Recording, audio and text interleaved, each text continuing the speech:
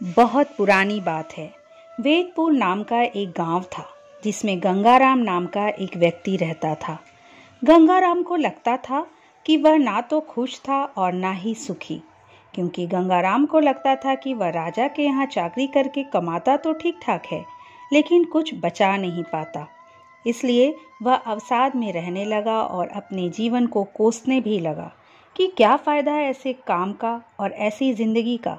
एक दिन वह अपने जीवन से परेशान होकर रास्ते पर चले जा रहा था और थक कर एक पेड़ के नीचे बैठ गया। उसने देखा कि एक किसान अपने खेत में हल चला रहा है और जी तोड़ मेहनत कर रहा है। थोड़ी देर बाद वह किसान भी गंगाराम जिस पेड़ के नीचे बैठा था उसी पेड़ के नीचे अपने बैल बांधकर भोजन की पोटली खोलने लगा।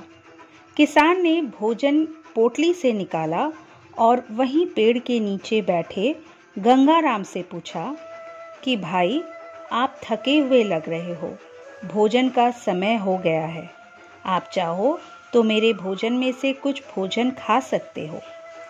गंगाराम को भी भूख लगी हुई थी, अतः उसने किसान का प्रस्ताव स्वीकार कर लिया और साथ में खाना खाने लगा।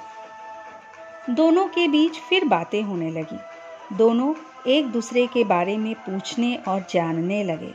बातों ही बातों में गंगाराम ने किसान से पूछा, क्या वह अपनी जिंदगी और आमदनी से खुश है? इस पर किसान ने जवाब दिया, हाँ, काफी खुश हूँ। यह सुनकर गंगाराम ने किसान से पूछा कि वह कैसे कह सकता है कि वह खुश है। अगर वह ठीक से देखे तो वह पाएगा कि उसके जीवन में बहुत कुछ ऐसा है जो उसके पास नहीं है।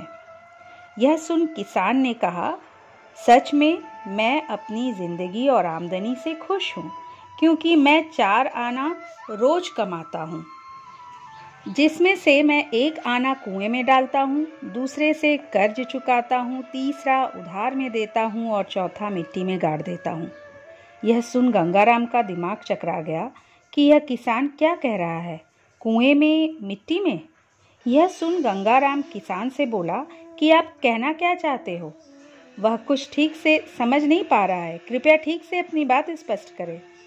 किसान हंसा और बोला, आप इतनी सामान्य सी बात नहीं समझे।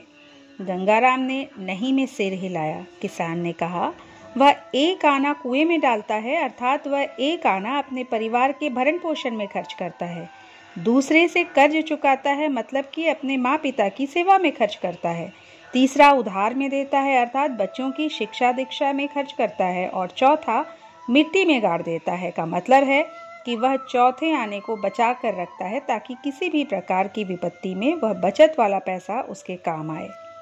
यह बात सुन गंगाराम की समझ में आ गया कि उसकी समस्या उसका काम या धन नहीं है, बल्कि असली समस्या है पैसे का सही उपयोग ना करना। उसने किसान की इस ज्ञानवर्धक बात के लिए किसान का धन्यवाद किया और अपने घर वापस चला आया और सही से धन का उपयोग करने लगा और अपनी जिंदगी को सकारात्मक तरीके से देखकर संतुष्ट रहने लगा। दोस्तों, हर व्यक्ति कम या ज़्यादा धन अर्जित करता है, लेकिन अगर उसका सही से उपयोग ना करे तो उसे अपनी कमाई हमेशा कम ही लगती है। इसलिए ज़्यादा धन अर्जित करने से ज़्यादा जरूरी है धन का सही से उपयोग करना। यदि आपको ये वीडियो पसंद आया तो प्लीज़ लाइक कर दीजिए। मेरे चैनल को अब तक सब्सक्राइब नहीं किए हैं तो प्लीज़ सब्सक्राइब कर लीजिए। अगली बार एक नए वीडियो के साथ आपसे फिर मिलेंगे। नमस्कार।